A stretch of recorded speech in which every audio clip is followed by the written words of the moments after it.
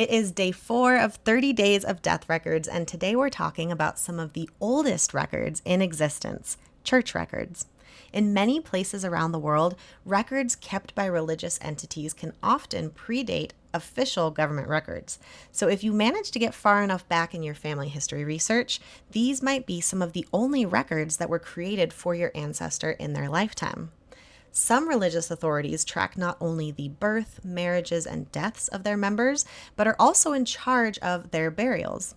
Even if a member wasn't buried on church grounds, the church was still likely to record their death and possibly the burial location as well in their register.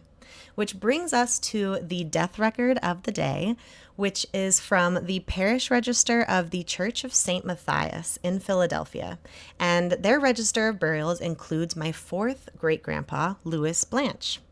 Even though the information recorded here might seem fairly minimal with just his name and a date of death given, his mere existence in this church record tells me that he might be present in other church records from not just St. Matthias, but possibly from other churches of the same denomination, maybe in another state or another town over, if he happened to move in his lifetime, which he did. Knowing this, I was able to locate him in another church record, this time with his wife and daughter in New Jersey. The earlier lives of these particular ancestors of mine have been much more elusive, and church records have been the key for tracking them in time and place. Knowing an ancestor's religious affiliation can help locate other death records, including their grave, as it's common to find a burial ground next to a local church. The adjoining church is most often in charge of those burial records, along with the rest of their parish records.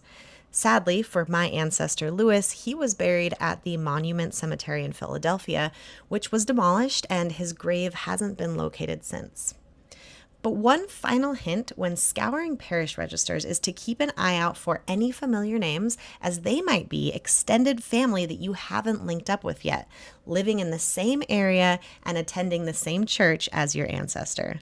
Many families stayed in the same town, raised their children together, and you'll find them all attending the same church for generations, which can really be helpful when building out your family tree.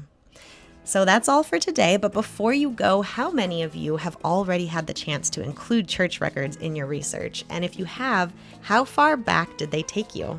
Let me know in the comments. Tomorrow will be day 5 of 30 days of death records. So until then, thanks for stopping by Family's Legacy channel and happy researching.